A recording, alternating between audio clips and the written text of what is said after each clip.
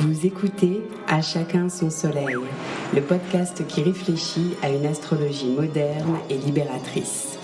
Bienvenue dans le nouveau paradigme, bienvenue dans l'ère du Verseau.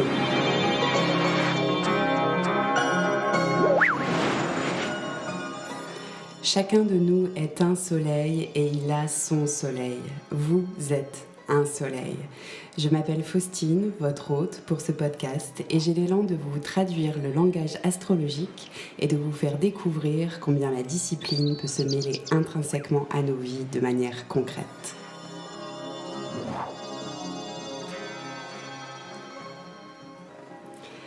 Bonjour à tous, je suis très heureuse de vous proposer aujourd'hui cet épisode qui inaugure une série que j'avais à cœur de vous proposer. Donc ça va être un entretien avec une invitée passionnante et inspirante, mais qui n'est pas astrologue. J'avais vraiment envie dans ce podcast de laisser la parole régulièrement à des gens qui ne sont pas astrologues professionnellement parlant, pour pouvoir mettre en perspective différents chemins de conscience au travers de disciplines différentes, de pratiques différentes, et de voir justement tous les endroits où les chemins se rencontrent. Qu'on soit dans des disciplines un peu, beaucoup, passionnément ésotériques ou pas du tout ésotériques. Donc j'avais à cœur de guetter ces sentiers-là pour qu'on puisse peut-être à la finale se retrouver collectivement à la croisée des chemins de la conscience. Mon invitée d'aujourd'hui est donc la courageuse qui inaugure cette série d'épisodes d'entretien astrologique, mais pas que. Et avec elle, on va tenter de faire le lien entre les clés de conscience astrologique et ce moment si singulier de la naissance. Ensemble, nous allons tourner autour de la question du cycle de la vie, de la place de l'homme entre la terre et le ciel. On essaiera de voir quelle place peut avoir l'astrologie pour mon invité déjà, pour les futurs parents peut-être, pour accueillir les naissances aussi, pourquoi pas. On va parler matrice de la naissance, accompagnement, projet de génération et on discutera des évolutions en cours en cette période de notre histoire du point de vue clinique et subtil. J'ai donc le grand plaisir d'accueillir Elena. Salut Elena. Salut. Alors toi, tu es doula, artiste, poète, réflexologue plantaire. Est-ce que tu peux compléter cette présentation, nous donner peut-être ton nom complet, ton âge et nous expliquer ce qu'est une doula exactement ? Avec plaisir. Donc, comme tu l'as nommé, je m'appelle Elena Demont. J'ai 28 ans. Et je suis doula depuis maintenant bientôt 2 ans. Donc une doula, on peut aussi l'appeler accompagnatrice à la naissance. C'est un terme issu du grec ancien qui désigne en fait depuis la nuit des temps les femmes qui servent les familles.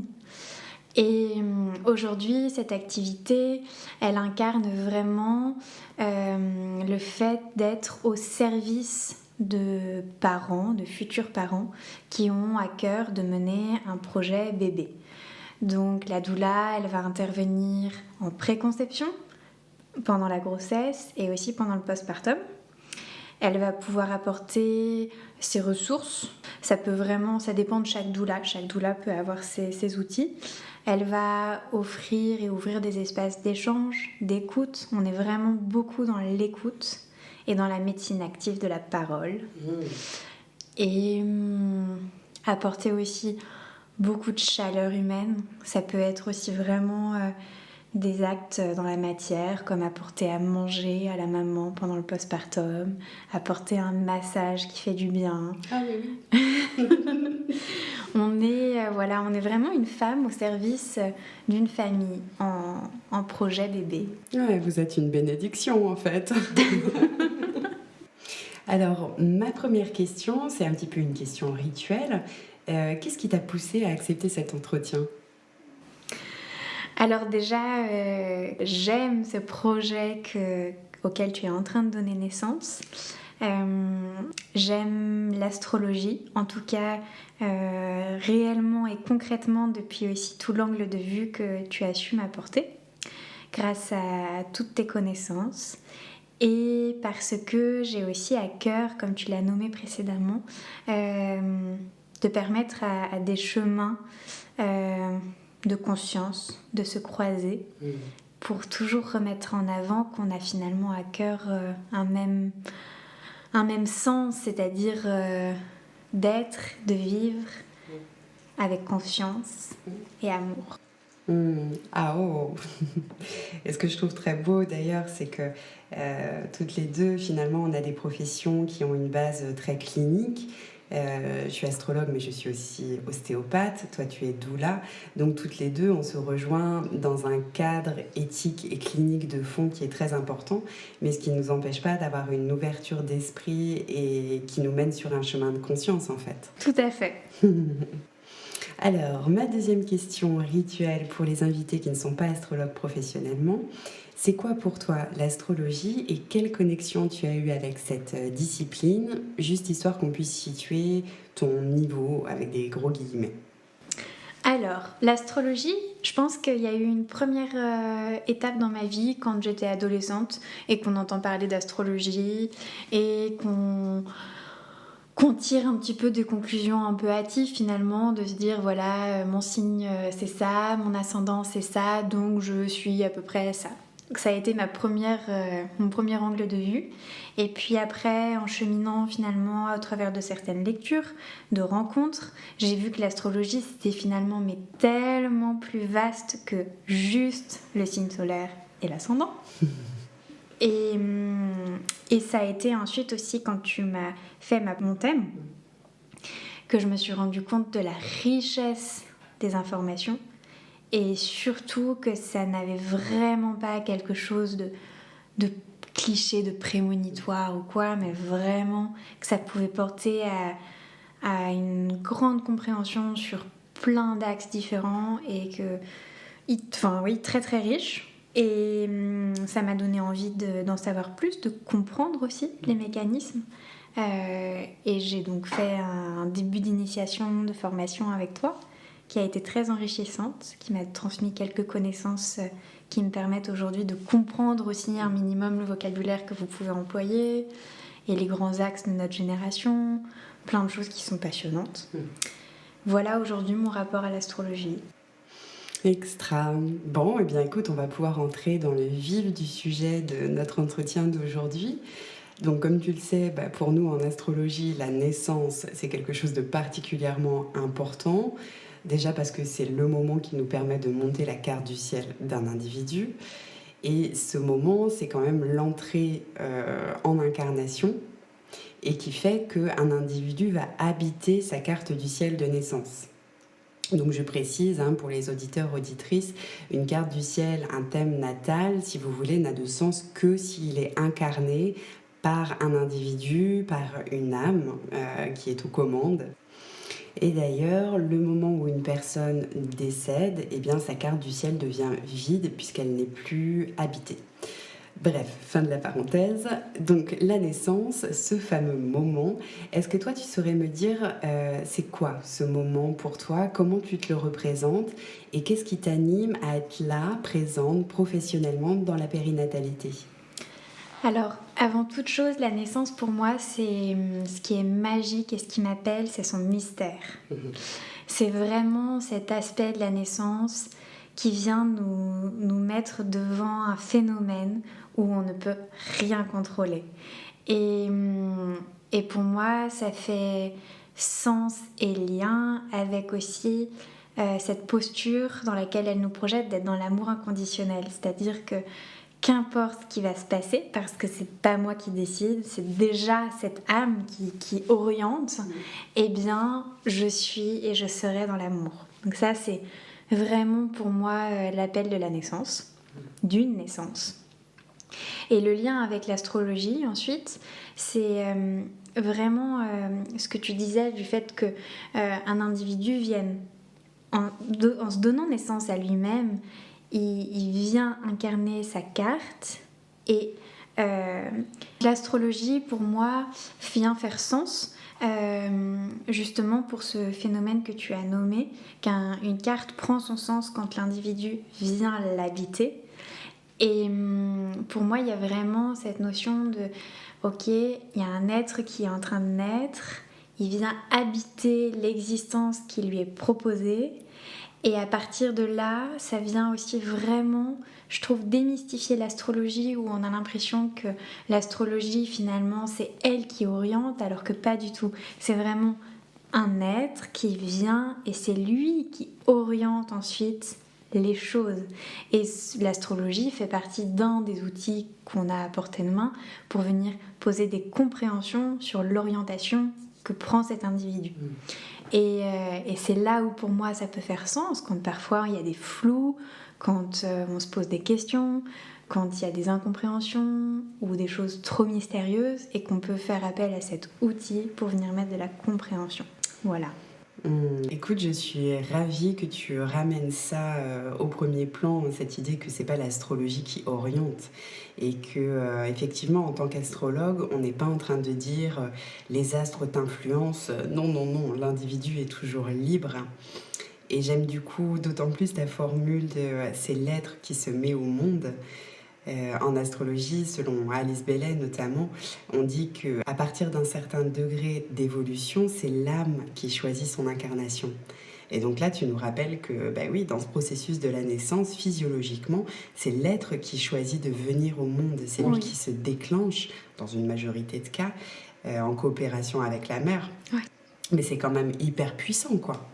Et dans tous les cas, que ce soit lui qui se déclenche ou pas, en tout cas, j'habite vraiment ce principe, moi, dans mes valeurs.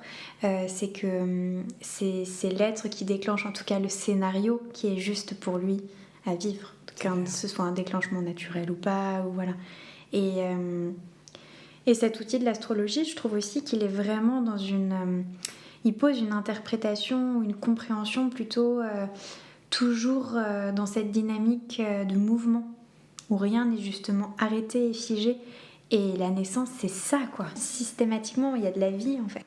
Ouais, ça déclenche l'horloge, en fait, la naissance. Ouais. Et du coup, tu penses que c'est quelque chose qui, oui, a priori, peut être un bon outil pour les parents, alors peut-être pas juste 2 heures en postpartum, mais soit pendant la grossesse, soit à l'arrivée de l'enfant plus tard. L'astrologie, oui, c'est quelque chose, c'est un outil qui te semble viable et dont les parents pourraient se saisir. Oui, je pense parce que je pense réellement que quand on a justement parfois même déjà très tôt dans le postpartum des difficultés pour accueillir sa nouvelle place en tant que parent, pour comprendre des aspects du bébé qu'on est en train d'accueillir dans sa vie, pour aussi faire des liens peut-être avec nos mémoires, nos vécus, qu'on sent être comme des barrières dans ce chemin vers la nouvelle parentalité qui est en train de s'offrir à nous. Et bien dans ce cas, en effet, l'astrologie peut être un outil qui vienne justement nous permettre d'ouvrir des nouveaux espaces où on vient identifier ce qui finalement peut être le levier qui vient débloquer un levier ressource, quoi. Et sans être dans des projections de ce que sera la vie demain, en fait, mais vraiment dans l'instant présent. Parce que c'est vrai que quand j'ai pu déjà le nommer auprès de parents, ce qui peut assez souvent ressortir, c'est mais j'ai pas envie qu'on regarde ce que sera notre enfant demain.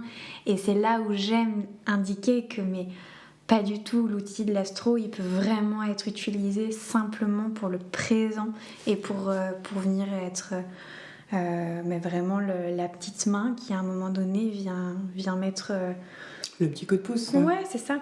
Oui, je comprends tellement. Et c'est si juste de préciser qu'on n'est pas dans la prédiction, que c'est plutôt un outil pour se comprendre au présent, se comprendre dans sa cyclicité. D'autant que l'astrologue se doit, je crois, en termes d'éthique, de ne jamais rentrer dans la projection quelle qu'elle soit, et à plus forte raison chez un nouveau-né. C'est clair. Éthiquement, oui, à mon sens, il est hors de question de faire des projections sauvages sur qui sera ce nouveau-né, qui sera cet enfant.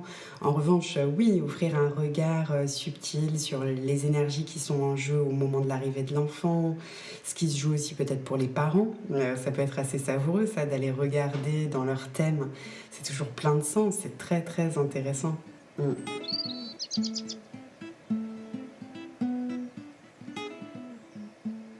Et du coup, est-ce que Toi, tu sens dans les couples que tu accompagnes, est-ce que tu sens qu'il y a quand même une évolution dans leur perception de la naissance de ce moment-là? Est-ce qu'il y a une conscience qui est plus holistique? Est-ce qu'il y a plus de soins? Ou alors est-ce que vraiment le côté très médicalisé, protocolaire prend énormément de place? Est-ce que tu vois des choses qui bougent ou pas par rapport à ça? Oui, je pense que les choses bougent et que justement on tend vraiment à essayer de créer une intégration des deux principes holistiques et médical en fait. À un moment donné, donc tu as un peu dissocié finalement même dans ta question les deux espaces. Et je pense qu'aujourd'hui, on est vraiment sur ce chemin de réussir à faire cohabiter ce qui est finalement perçu d'un angle sacré et d'un angle médical, et que finalement l'un peut vraiment aller avec l'autre. Donc pour moi, on tend à aller vers ça. En tout cas, c'est aussi vraiment ce pourquoi j'habite aujourd'hui cette activité de doula. C'est parce que je trouve qu'elle fait très bien le lien entre ces deux espaces. Et bien entendu, pourquoi c'est possible? Parce qu'on a aussi devant nous des parents qui ont à cœur d'être respectés, mais qui ont quand même besoin d'être sécurisés. Donc ça passe quand même aussi par, mine de rien, le regard médical. On est devant des parents qui fonctionnent quand même beaucoup plus, je trouve, en duo. Donc forcément, on aspire à être dans une communion globale quand déjà on sent que le propre foyer s'intègre, et bien forcément ça aspire à ce que tout soit intégré. Donc ça, c'est les deux grands aspects qui là me viennent en tout cas, et qui a vraiment cette notion de respect, quoi. Qu'est-ce qui est en train de se passer avec mon corps? J'ai envie d'en être acteur, j'ai envie d'être dans mes choix, et j'ai envie d'être dans l'échange avec ceux qui s'occupent de cet espace-là. Ouais, c'est vrai qu'on le sent, hein, cette affaire de réappropriation quand même chez les femmes et chez les couples aussi. Il y a une sorte de réempouvoirment en fait. Oui. Ouais. Dans la parentalité, c'est vrai que c'est flagrant. Et intéressant. Et toi, au niveau des hommes, oui, tu dis qu'il y a cette idée de duo, enfin, évidemment, dans le cas où on est couple hétérosexuel, etc., mais au niveau du coparent, quel qu'il soit, tu sens une sorte de complémentarité comme ça qui se joue de plus en plus? Oui, tout à fait. Et en fait, que l'autre soit masculin ou non, comme tu le disais, il y a vraiment cette idée que c'est plus juste la femme qui porte le bébé, qui accouche, mais que l'autre à côté, que ce soit un homme ou une femme, est intégré et accouche finalement aussi.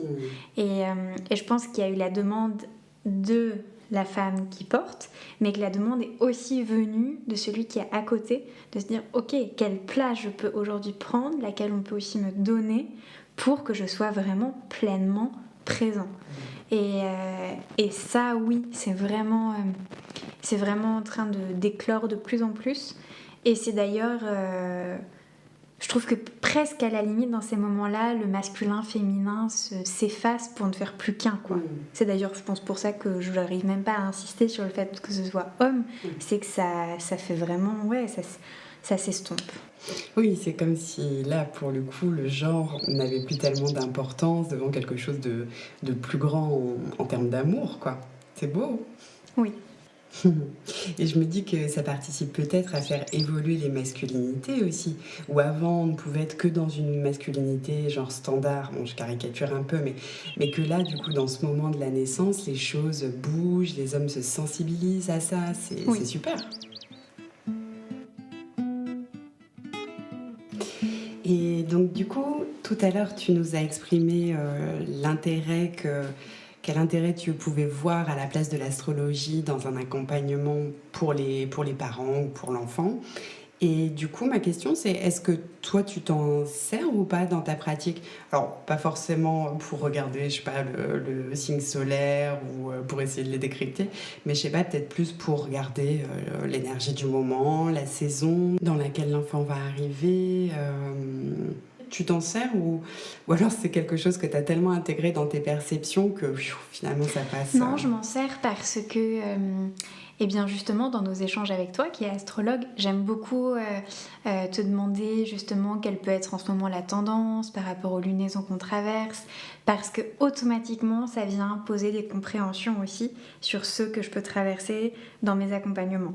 Donc ça, sans faire un focus sur qui j'accompagne, mais d'une façon beaucoup plus globale au niveau des énergies dans le quotidien, j'ai envie de dire, selon les lunaisons qu'on traverse. Ça, je trouve que c'est d'une grande richesse.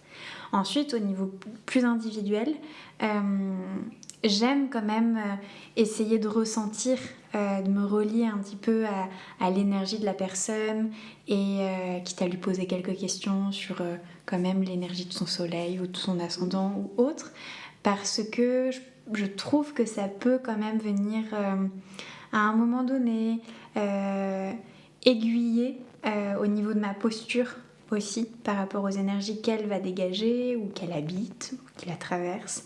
Donc non, c'est un outil en tout cas auquel j'aime me relier, consciemment ou inconsciemment en fait, mais qui m'accompagne. Ça c'est évident, parce que on n'est pas plus connecté aux lunaisons, je trouve, quand on entame ce cycle naturel de la vie qui arrive, quoi. Oui, sacrée reliance. Ouais.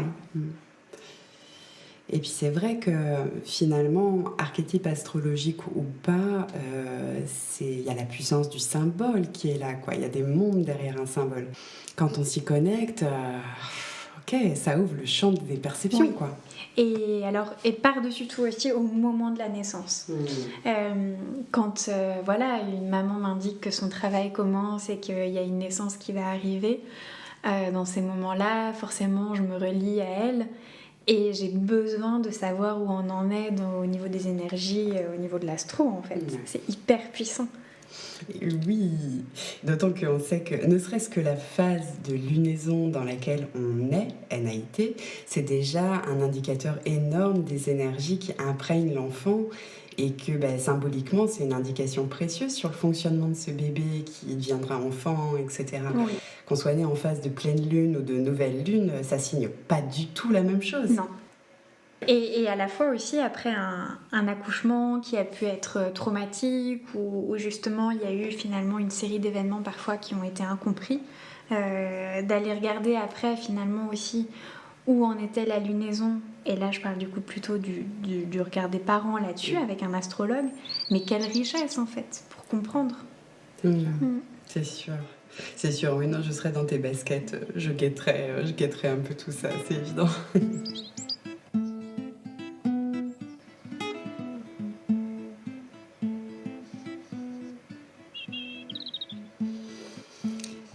Alors du coup, j'avais aussi envie d'échanger avec toi sur deux choses, notamment que propose le langage astrologique. Ce sont les matrices de la naissance et les projets de génération. Donc je sais que toi, ce sont des notions qui te parlent, mais je vais peut-être quand même repréciser un petit peu pour les auditeurs, auditrices. Alors si on regarde les matrices de la naissance, de quoi s'agit-il ? Eh bien, ce sont des phases qui ont été décrites par Stanislas Grof, qui est l'inventeur de la psychologie transpersonnelle.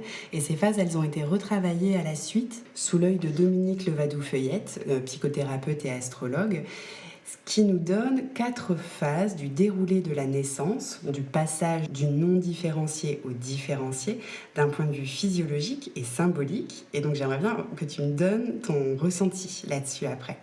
Alors la première phase, de quoi il s'agit ? Eh bien, c'est la phase fœtale. C'est le moment dans lequel tous les besoins de l'enfant sont comblés. Il baigne comme ça en apesanteur, dans l'indifférencié. Ça peut être soit paradisiaque, soit infernal, selon le vécu de la mère, des parents autour. Et cette phase, elle est analogique à Neptune. C'est la phase neptunienne.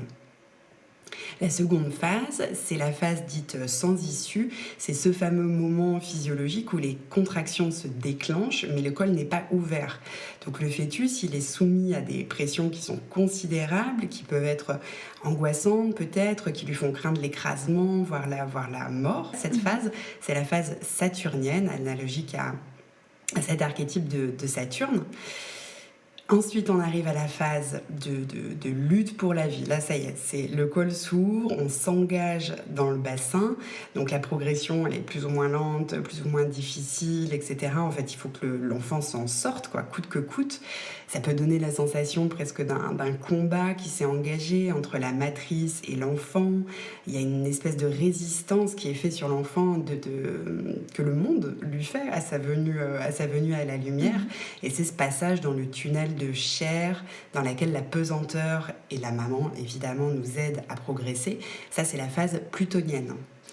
Et enfin, on arrive dans la 4e phase qui est l'expulsion, la sortie hors de la prison de chair, et donc qui marque un changement d'état majeur pour l'enfant. C'est le moment où il est accueilli dans un monde de pesanteur, de matière, accueilli dans le monde des hommes. Ça, c'est la phase uranienne. Et donc je voulais voir comment ça vibre pour toi, parce que ce sont des phases qu'on a tous vécues en venant au monde, et on sait que ça laisse des traces cellulaires plus ou moins inconscientes, souvent inconscientes d'ailleurs. Et nous, en astrologie, on le retrouve au travers des archétypes Neptune, Saturne, Pluton, Uranus. Qu'est-ce que tu en penses? Est-ce que dans ton ressenti individuel ou au travers des accouchements que tu accompagnes, tu le remarques ou pas? Alors, je pense que c'est vraiment tellement ancré en nous, alors peut-être parce que je l'ai identifié aussi au travers des connaissances que tu m'as transmises, mais une fois que c'est en conscience en tout cas, ça résonne vraiment comme une évidence. On se dit mais oui. Et en se reliant à l'énergie de ces planètes, ça fait tellement sens en fait à ce qu'implique l'énergie dans ces différentes phases de la naissance. Là où je trouve, en tout cas où ça me fait aussi un écho, c'est que pour les mamans qui écouteront tout ça et qui se diront peut-être oh, mais moi j'ai pas accouché par voix basse, et là il y a un énorme lien que j'ai envie de faire, que ces phases de la naissance et ces phases, la dernière que tu nommais c'était uranienne, mais on les vit toutes en fait à un moment donné, et c'est ça que je trouve vraiment magique, c'est que tout se passe tout le temps, qu'importe le scénario, et je trouve que c'est hyper important de le remettre au centre pour pas avoir l'impression d'avoir manqué à quelque chose, et c'est toute la richesse aussi de l'astrologie, c'est de savoir ensuite remettre dans chaque contexte cette vérité universelle. Parce que pour moi, elle est vraiment, si on est là aujourd'hui, c'est qu'on est tous passés par là. On est arrivé en incarnation d'une manière ou d'une autre. Et c'est ce que j'aime transmettre en fait dans le passage que j'aime nommer de résilience après un accouchement, quand on a besoin en tout cas de faire appel à la résilience, c'est vraiment de se rappeler de ces 4 phases en fait. Que nous en tant que doula on va d'ailleurs nommer 4 phases de travail, et on retrouve exactement les mêmes énergies. Ouais. Excellent. Donc c'est là, c'est là. Incroyable. Et dis-moi, la fameuse phase que l'on peut nommer de différentes manières, mais en gros la phase dite de désespérance, c'est quoi ça Oui, c'est vraiment la phase avant de pousser, donc avant le passage, où vraiment, là c'est très très puissant. Incroyable. Non, mais c'est ça, c'est cette phase saturnienne où certes le bébé a peur de se faire écraser, voire de mourir, mais donc c'est aussi le cas pour la mère, quoi. Il y a souvent cette phrase que tu me disais avant l'émission de « Ah, je vais mourir !» peut dire la maman, et où le père, là, se liquéfie totalement. Et où ça, la mère doit pouvoir l'accueillir pour pousser et entrer dans cette phase plutonienne. Oui. Et d'ailleurs, Saturne, c'est l'archétype de cette phase. Donc, on dit que Saturne, c'est le grand gardien intérieur, celui qui laisse passer que quand les choses sont mûres, sont prêtes. C'est le sphinx d'Oedipe, en fait, quoi. Passionnant. Après, oui, je reviens à ce que tu disais tout à l'heure en pointant ce cas de césarienne, par exemple. C'est tout à fait juste. Quand on a une césarienne, ça ne veut pas dire « Oh là là, au secours, c'est la cata, mon bébé et moi ne sommes pas passés par la phase plutonienne ». Mais si, bien sûr, juste différemment. Oui. Et l'archétype plutonien, du coup, sera très très intéressant à aller visiter. pourquoi l'enfant ou la mère n'ont pas voulu descendre dans ce tunnel de chair. Ce qui n'est pas simple de toute manière, puisque la psychologie a bossé là-dessus.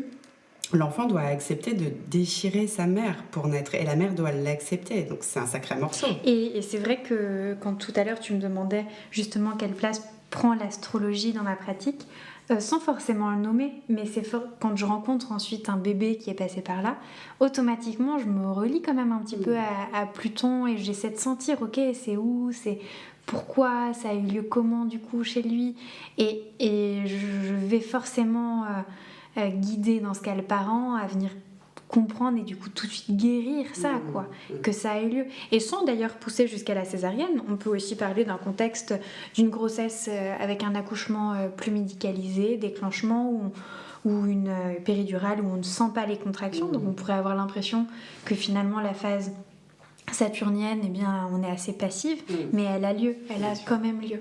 Bien sûr. Mais ça se manifestera aussi différemment derrière en l'enfant.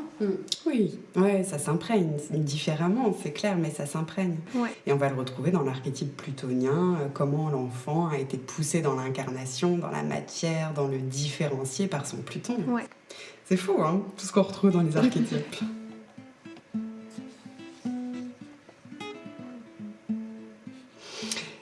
La deuxième chose que j'avais envie d'aborder avec toi, je voudrais ton point de vue, ce sont les projets de génération.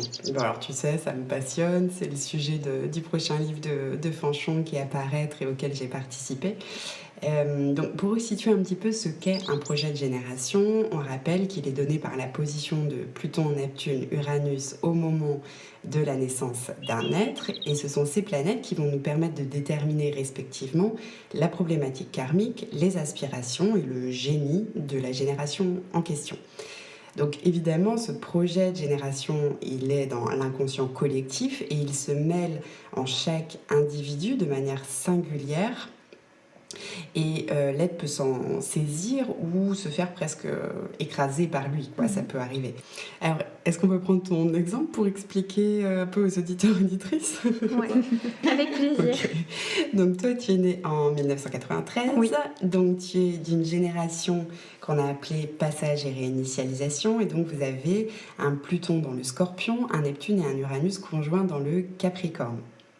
Donc cette génération, qui est la mienne aussi, on ne va pas se mentir, disons que Pluton demande à nos inconscients pas mal d'épreuves et d'initiations.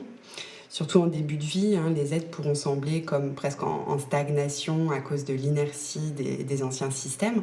Donc ça demande un vrai cheminement intérieur à faire. C'est une génération qui est très remuée dans sa psyché, qui est mise au défi d'oser être, mais pas uniquement sur le plan de la personnalité. Et c'est une génération qui est très touchée par toutes les questions qui sont liées à la mort, à la sexualité, au rapport de domination, à la relation, à la procréation, à la transmission, l'héritage, le pouvoir, etc. etc. Et donc, il s'agit en fait pour tous ces êtres donc, qui sont nés entre 1988 et 1995, grossièrement, d'oser se déraciner de l'ancien pour se réenraciner dans de nouveaux modèles tout en les bâtissant. Et de nouveaux modèles qui soient intérieurs et extérieurs, basés sur de nouvelles valeurs en fait. Donc on reconnaît que c'est pas forcément évident de faire les deux en même temps. C'est clair. Mais pour ça, on est plutôt bien aidé par notre Neptune-Uranus en Capricorne qui justement nous montre la direction, la vision d'un collectif qui est basé sur de nouvelles valeurs spirituelles, notamment le respect, l'amour, que tu as beaucoup ramené au premier plan finalement. Ouais. Alors, bien sûr, ça a l'air joli comme ça, mais toujours pareil, selon les conditionnements, les niveaux de conscience individuels, ça pourra aller du tout au niveau individuel. On va trouver des grands amoureux modélisateurs pour la vie et des êtres qui peuvent être pris dans des difficultés vraiment douloureuses, dans une sorte de mélasse un petit peu inconsciente comme ça, qui peut les faire se positionner systématiquement contre. Bon, bref. Donc voilà, la palette est large en termes de comment le projet de génération va s'incarner dans l'individu. Il faudra avoir une carte pour être plus précis à un niveau personnel. Mais bon, donc est-ce qu'il y a quelque chose qui te parle là-dedans ? Est-ce que tu t'y ressens ou pas ? Oui, tout à fait. Enfin, même complètement. Complètement, et ça fait écho avec ce que je partageais tout à l'heure par rapport à cette dissociation qui était très marquée, je trouve, vraiment entre le médical et le respect, le sacré. Et qu'on est vraiment dans une démarche, je trouve, aujourd'hui, de revenir créer un espace où tout peut s'articuler dans l'amour. C'est ce que tu as nommé à un moment donné par rapport à notre génération. Et je pense que c'est vraiment notre axe. Mais tout ça dans une posture pas forcément, en effet, toujours très douce. On sait que pour arriver à ça, ça nous demande aussi vraiment ce challenge intérieur de venir nous donner aussi vraiment les moyens de nous exprimer, d'habiter nos droits, de les faire valoir. Et tout ça, on sait, et en tout cas moi je ressens que par rapport à ce que tu as exprimé, ça peut passer en effet par toute cette dynamique où cette phase de construction pour arriver à ça est très challengeante. Et en effet, on pourrait très vite aussi, du coup, se refuser à tout ça plutôt que d'oser y aller réellement, quoi. Donc, il y a toujours cette finesse à accueillir et à aller regarder pour réinitialiser avant de vraiment y aller, quoi. Oui, réinitialisation, ouais, clairement. Et challenge de la construction, oui, t'as raison. Surtout les 30 premières années, en fait, parce que, tu vois, notre conjonction Neptune-Uranus en Capricorne, elle donne un programme de renouvellement radical de l'idéologie et des valeurs, mais qui est donné pour 172 ans. Donc c'est colossal, et c'est sûr qu'un individu n'y suffit pas, évidemment. Et puis surtout, ça demande de beaucoup déconstruire pour rebâtir après. Puis oui, il faut pouvoir oser y aller, quoi. Ouais. Et ce terme de réinitialisation, il est fort. Hein, pour les astrologues qui nous écouteraient, c'est la génération du périhélie de Pluton. Donc il y a un point de bascule énorme à opérer, mais avant tout, intérieurement, quoi. C'est ce que tu dis, regarder à l'intérieur et réinitialiser, transmuter avant de pouvoir offrir au monde. Mais c'est très exigeant, potentiellement douloureux pour les psychés individuelles. Hein. Chez certaines personnes, ça peut devenir carrément immobilisant ou faire imploser presque la psyché. Le Scorpion et le Capricorne, de toute manière, il faut bien voir que ce sont les deux signes majeurs de l'initiation. Donc, il y a à passer par des épreuves d'arbitrage interne pour en sortir éventuellement une synthèse cohérente, respectueuse, répondant à l'amour. Mais pour se manifester soi, c'est pas forcément simple. L'inconscient, il répond à du triple féminin, dans le sens yin. Hein. Scorpion, Capricorne, c'est du féminin. Ouais. Et donc, c'est une génération qui est très intériorisée. Contrairement par exemple à la génération du baby-boom, hein, qui sont très sortants, très visibles, qui manifestent beaucoup. Mais bon, on est jeunes encore, donc les derniers sont nés en 95 environ, donc on n'a pas fini de voir de quel bois on se chauffe. Oui, et puis peut-être aussi faire le lien, je trouve, là en t'écoutant,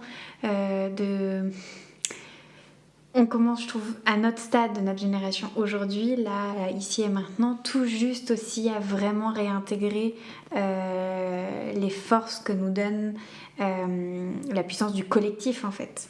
Et jusqu'à maintenant, je pense que tout ce qu'on essayait de réinitialiser et ensuite d'aller vers à l'extérieur, il y avait encore cette sensation de, ok, individuellement. Mais désormais, je sens vraiment que il y a cette transition de se dire ok, mais si finalement on y allait tous ensemble de façon collective, est-ce que là il n'y a pas une idée en fait pour que ce soit plus doux et aussi plus volontaire quoi. Ouais. On s'en approche. On s'en approche, ouais. Et oui. Et c'est vrai que pour notre génération, il fallait vraiment attendre presque d'avoir 30 ans environ pour commencer à être capable de se saisir vraiment de notre conjonction Neptune-Uranus en Capricorne, quoi, donc de nos aspirations et de notre génie, autrement dit. Ouais, je trouve ça vraiment passionnant de t'écouter en parler, parce que tu vois, c'est vraiment là, chaque individu qui, par sa vie, son ressenti, éclaire sa carte et donc son projet de génération. Et dans ce que tu viens de dire, c'est ton Neptune-Uranus-Capricorne qui parle quand tu parles du collectif, là, c'est génial. On sent cette aspiration vers un nouveau collectif respectueux des individualités, mais qui soit capable de les unir avec douceur sans les dissoudre, quoi. C'est le projet de l'ère du Verseau, en fait, hein. Après l'individuation, la fraternité. Unifié, quoi. Mais oui. On y tient maintenant à ce qu'on a aussi identifié individuellement, c'est clair. Et c'est là qu'on voit, je trouve, l'enchaînement parfait des générations, parce que, tu vois, dans les années 60, il y a eu comme ça une réouverture vers de nouvelles valeurs par le mouvement hippie, la musique, etc., etc. Mais les générations nées alors, elles ont beaucoup trimé intérieurement. C'est la génération triple féminin avant la nôtre, et ils ont bossé intérieurement, mais waouh, courageusement, quoi. Moi, je leur tire mon chapeau follement, parce que du coup, grâce à eux, notamment, notre génération, elle ne veut plus se sacrifier, subir, tu vois. C'est ce que tu exprimes, on veut la garder, notre individuation, quoi. Et maintenant qu'on est individué, eh bien, on essaie de s'assumer, on essaie d'avancer ensemble sans se perdre nous-mêmes, quoi. Ouais. Donc, oui, on comprend pourquoi j'ai appelé aussi le podcast comme ça, à chacun de son soleil. C'est que chacun est un soleil qui mérite le respect, la reconnaissance de sa dignité d'être. Et après, on forme des grappes de raisin de soleil, comme disait Bouga. Magnifique. Bon, je me suis peut-être un petit peu emballée là sur l'exemple, sur ce qui devait être un petit exemple sur les générations. Donc, bon, recentrons sur la naissance. Et donc sur le projet des générations des enfants qui naissent en ce moment.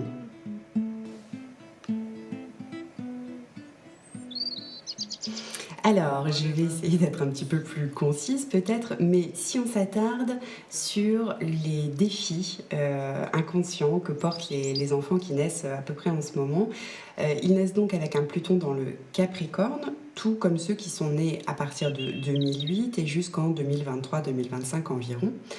Donc ces jeunes êtres-là, ils ont devant eux un grand défi qui est lié à l'autorité et au pouvoir. Ce sont des enfants qui certainement seront confrontés à des épreuves diverses, soit liées à un mauvais ajustement de l'autorité parentale ou sociale, soit à un manque ou à un excès de règles, soit à des structures qui ne leur conviennent plus, à commencer par les maternités peut-être, les crèches, les écoles, etc., etc.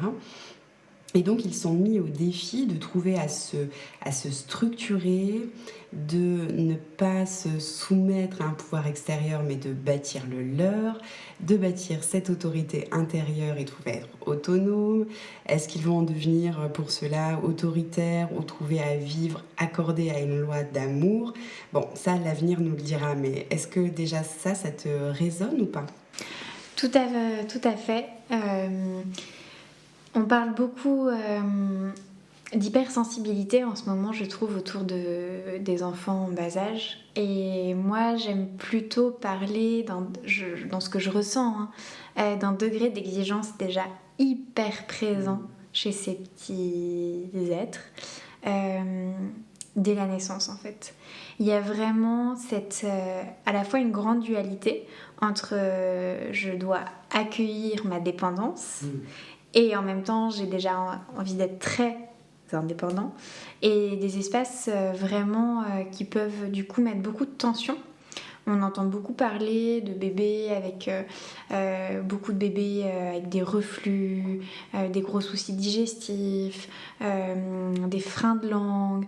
Donc pour moi, plein de choses qui viennent aussi finalement symboliser cette dualité entre non, je m'abandonne à l'état de dépendance dans lequel je suis un corps pour m'alimenter, pour grandir, mais aussi finalement cette grande exigence déjà qui vient poser ces barrières un peu, je trouve, où ces petits êtres, ils veulent déjà déployer beaucoup de force et d'énergie qui posent un peu ces résistances à l'intérieur d'eux pour être indépendants et grands déjà en fait.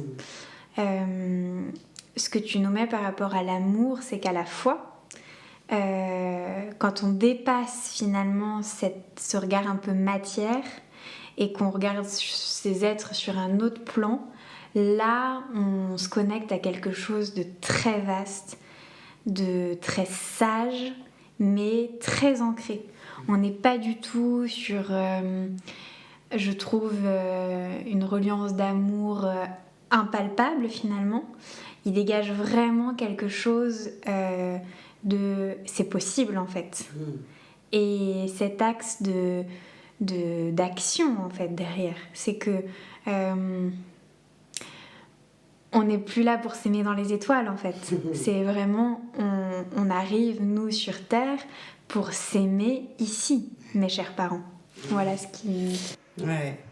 Oui, le très vaste que tu exprimes, c'est leur Neptune Poisson. Hein, depuis 2011, les enfants naissent avec un Pluton Capricorne, certes, mais aussi un Neptune Poisson.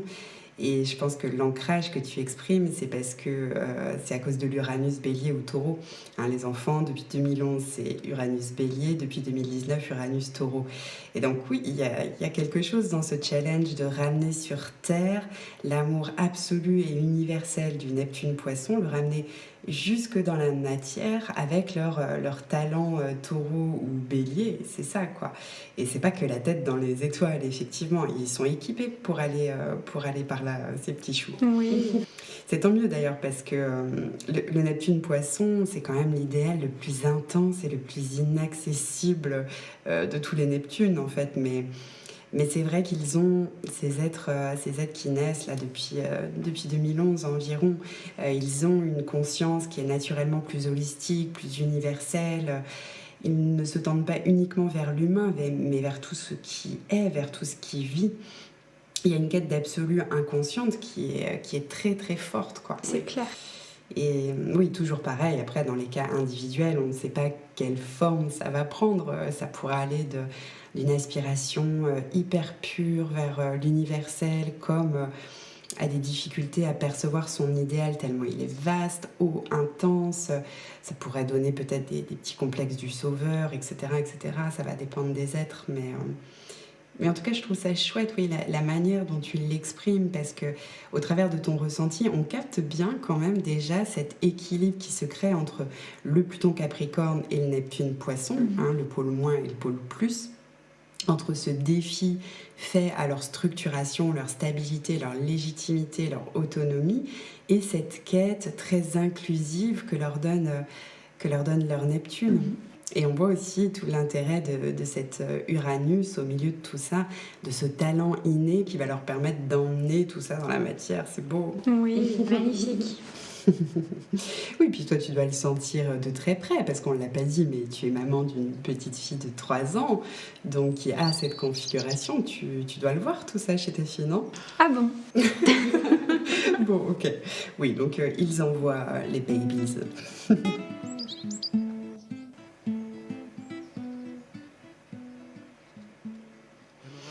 Et alors du coup, si on sort un petit peu des projets de génération, je veux bien ton avis sur le transit de Pluton en Capricorne. Hein, puisque à l'heure actuelle, Pluton transite ce signe et donc collectivement, nous sommes mis au défi sur ces fameuses questions d'autorité et de pouvoir, de rénovation des modèles sociaux en place. On voit s'afficher beaucoup tous les abus d'un pouvoir dominateur, paternaliste, patriarcal. On ne peut plus faire semblant que ça n'existe pas. Et d'ailleurs, on le voit, hein, je trouve, sur les différents réseaux, sur les différents podcasts aussi, d'ailleurs, qui se créent par rapport à ça. Il y a une véritable prise de conscience. Et si on recentre au niveau de la périnatalité, il y a eu beaucoup de travail de fait quant aux violences gynécologiques, obstétricales, tout ça, ça se révèle. Et c'est fort parce que les enfants qui naissent dans ce contexte-là, ils vont être imprégnés de ces énergies, de ces revendications. Donc ça nous aide à les comprendre et c'est pas rien, quoi. Non, absolument. Et je pense qu'ils viennent vraiment aussi mettre en avant ce besoin de transparence. Ce besoin de transparence justement autour de ce qu'on peut se permettre de faire et de ne pas faire. Oui, très Pluton Capricorne. Ouais. Elle revient fort, cette notion de respect, hein. Ouais. Respect de la vie incarnée. Et du coup, puisqu'on parle de vie incarnée, toi tu travailles quand même très proche du cycle de la vie. Et est-ce que tu as une représentation de la place de l'homme dans ce cycle? Qu'est-ce qu'elle peut être, l'homme dans l'univers? Comment tu le représentes? Il y a quelque temps, j'aurais dit tout petit. Aujourd'hui, quand en fait, j'aurais dit tout petit parce que j'aurais eu tendance à vouloir le comparer à ce qui est très vaste. Et donc forcément, je me dis, mais on est tout petit. Et quand en fait, je vois justement ces naissances qui opèrent et que je regarde dans ce cas vraiment que l'homme avec un grand H, je me dis que il est quand même aussi vraiment très vaste et suffisamment vaste pour venir habiter justement ce qui est déjà vaste. Et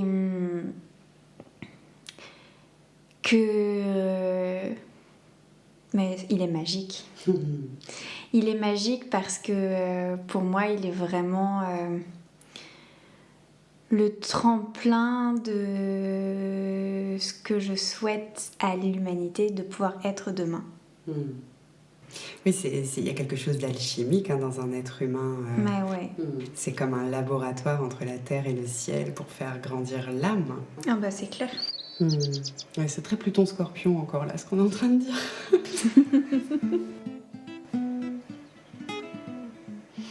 Il y a encore une chose que je voulais voir avec toi, si tu es d'accord, parce que toi qui travailles aussi près de la naissance, je veux dire, moi j'en ai au cabinet des bébés, mais ils ont au mieux 1 ou 2 semaines, donc c'est pas tout à fait pareil.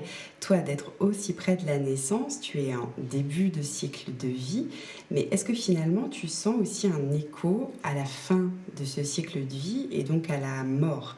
Est-ce que c'est quelque chose que tu appréhendes dans ton travail ? Est-ce que tu le gardes en tête ? Est-ce que, même si évidemment tu restes très au présent, tu sens une sorte de, je sais pas, de perméabilité entre le début, la fin, etc. Alors, j'ai même envie de dire que il y a une réelle transparence entre la vie et la mort.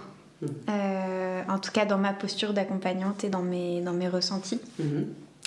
Pendant que ce soit la période de préconception, quand des parents appellent une âme, que ce soit pendant la grossesse, c'est vraiment un moment où, pour moi, on est vraiment sur ce passage, ce fil très fin qui relie vraiment les deux et où il y a une totale transparence entre l'aspect de la vie et de la mort.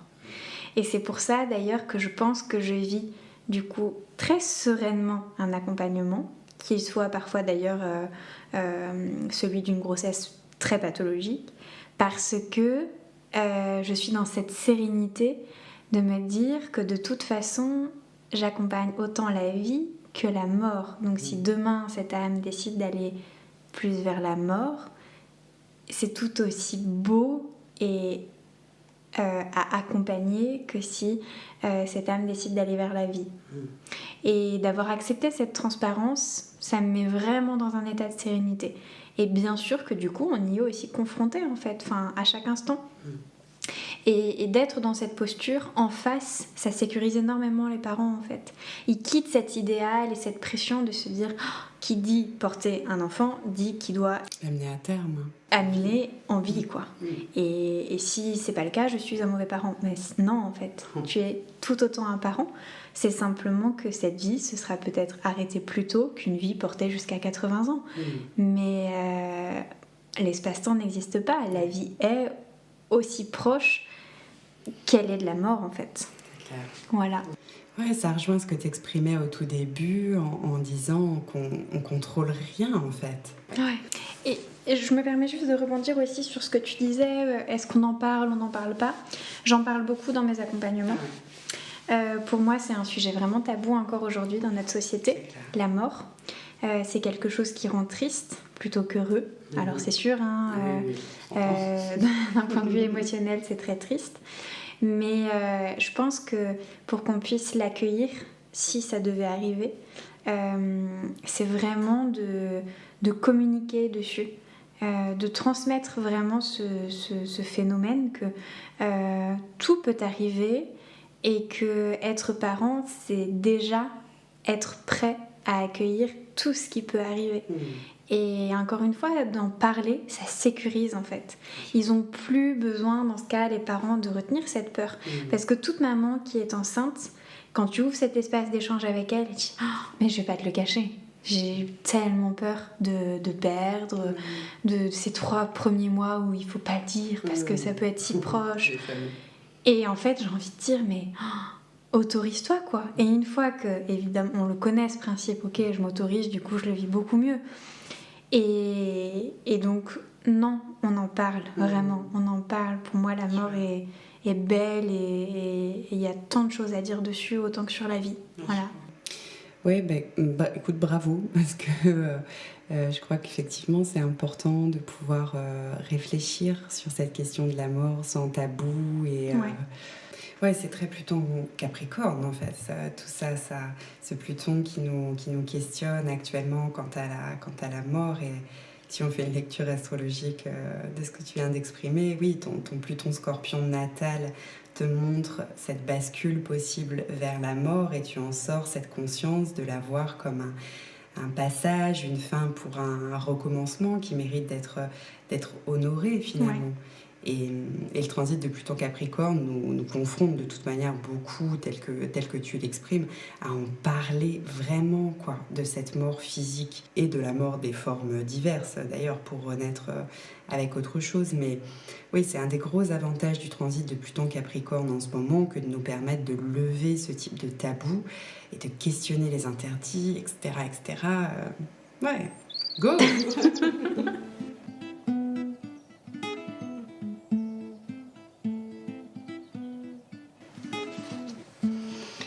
Eh bien écoute, on arrive à nos petites questions traditionnelles de fin. Est-ce que tu aurais envie de nous partager tes aspirations personnelles et tes aspirations pour le monde ? Alors celle qui est un peu drôle, c'est que j'ai juste envie de vous dire de faire des bébés.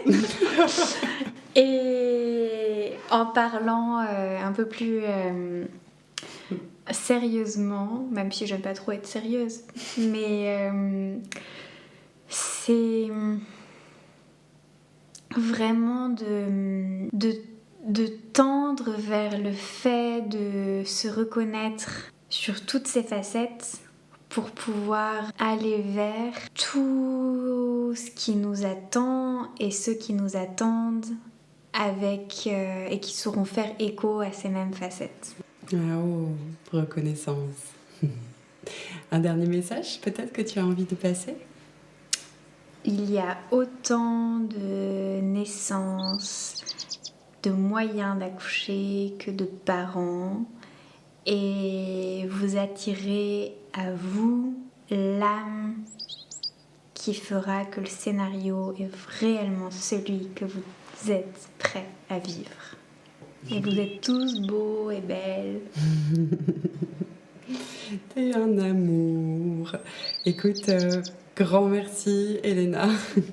Merci à vous et merci à toi de m'avoir invitée dans ce beau podcast. Mais que tu as ensoleillé.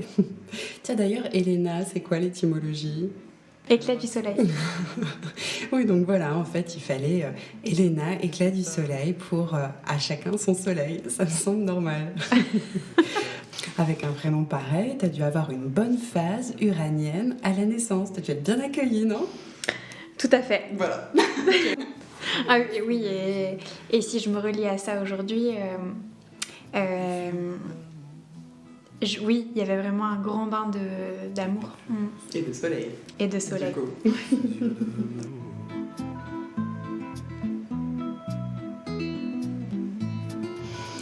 Et bien voilà, cet épisode touche à sa fin. J'espère que vous avez apprécié partager cette conversation en notre compagnie. Je vous recommande chaudement d'aller retrouver Elena sur sa page Instagram Elena Doula et sur sa page Instagram poétique qui s'appelle La Fabrique à Poésie. Je vous mettrai les liens en descriptif. D'ici le prochain épisode, n'hésitez pas à poser toutes les questions qui vous tiennent à cœur, soit sur ma page Instagram, soit à l'adresse mail inscrite dans le descriptif de cet épisode. Elles seront toujours prises en considération. Si vous souhaitez soutenir ce podcast, n'oubliez pas de vous abonner, de nous laisser plein de belles étoiles et d'en parler massivement autour de vous. Je vous remercie de votre écoute et je vous souhaite un beau chemin de conscience entre la terre et le ciel. À bientôt!